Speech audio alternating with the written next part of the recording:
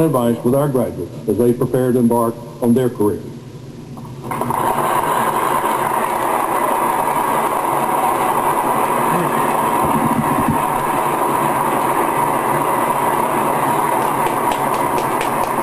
First, I want to start off by saying all praise be to the Most High. Thank you for having me. I'll start with that. Did y'all see the medallion that the president was wearing? It's like Ludacris tried to get one like that. I gotta get him snatched up by the end of the day.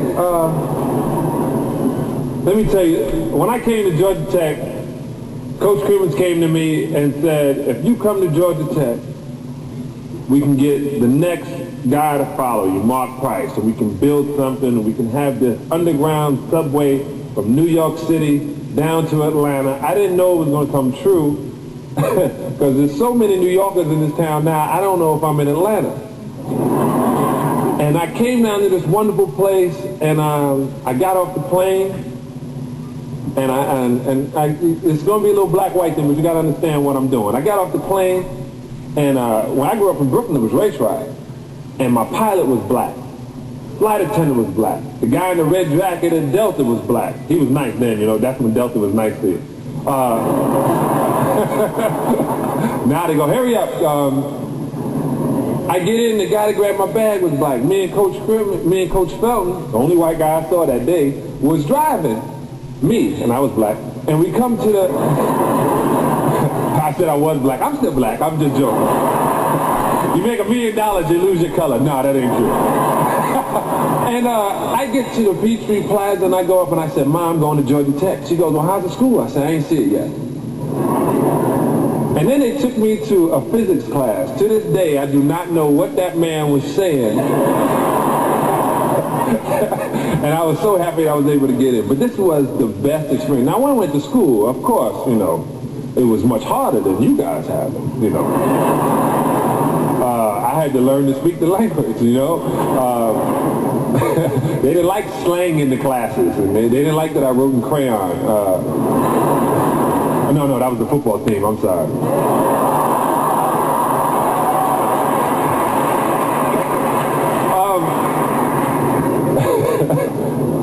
But I did. I came down and I walked around everywhere and I fell in love with the city. But it was harder because I was on a quarter system. That means like first week you had a test.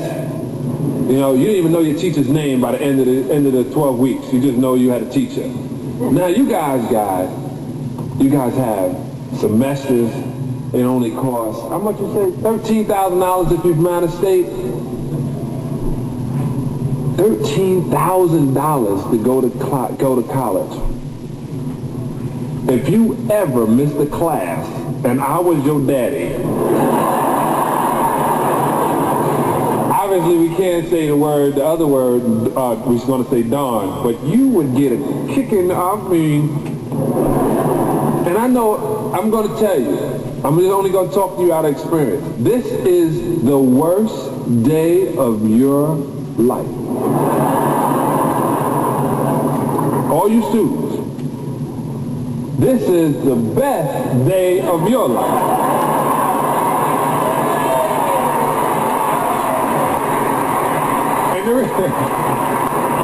And y'all can go refinance your house, go get that jacuzzi in the room that you wanted. You got to get a job.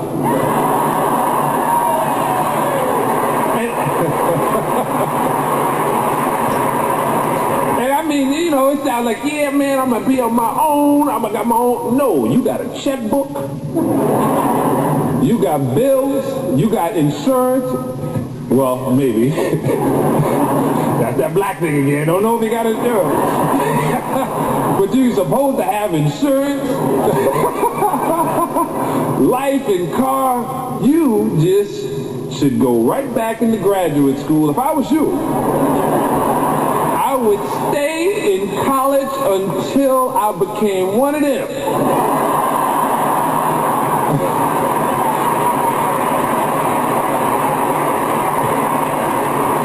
College is so good that he is the president of the college, right?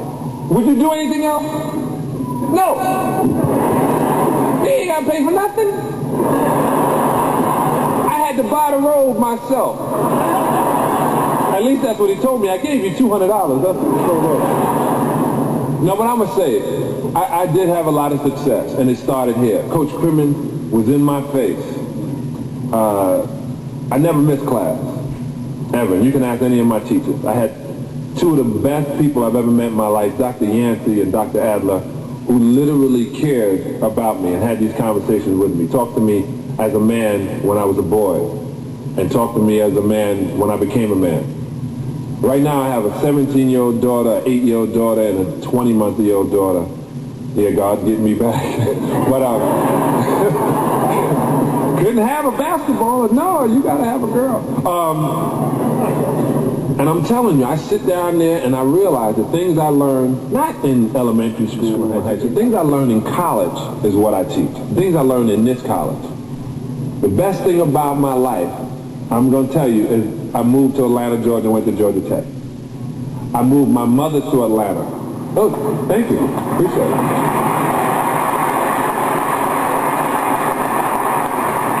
My man over there said, you lying. You got 4 championship rings. No. It's the best thing that ever happened. I call this home. I'm from Brooklyn, New York. I'm a New Yorker, but I call Atlanta, Georgia home. People tell you that.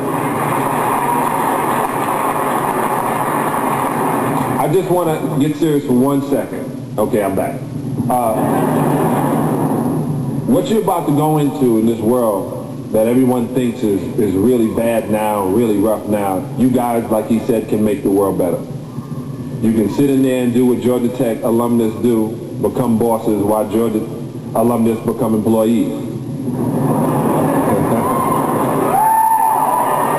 I know it takes a second to smack in the back of the head. That's one of them roundabout jokes. Takes a second. But when you get out of here, don't just make your parents proud. You got to make yourself proud. Don't quit. Don't get in there and just settle. Don't sit around and say, I got a good job, I got my escort, I live in a nice, 1-bedroom apartment. No.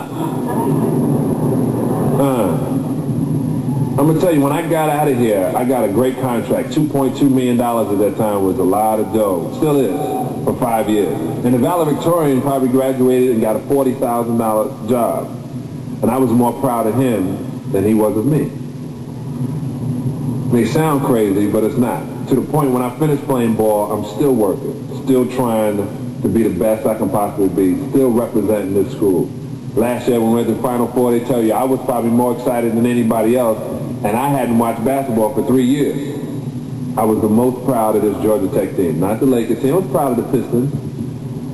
Did I tell you I was a Piston? All right, I was proud of the Pistons. But I was really proud of this school and really happy to be a part of it. Really happy that this school got me ready for life as opposed to going out in that world and getting slapped in the face. I was ready for what was going to come because, like he said, I knew how to study all night and perform.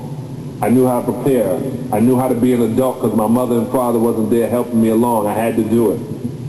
Now, life goes on. You have to do it. You've been prepared. Step out there. Last thing I'm going to say. When they ask you, did you go to Georgia Tech? You say, I graduated from Georgia Tech. Voila.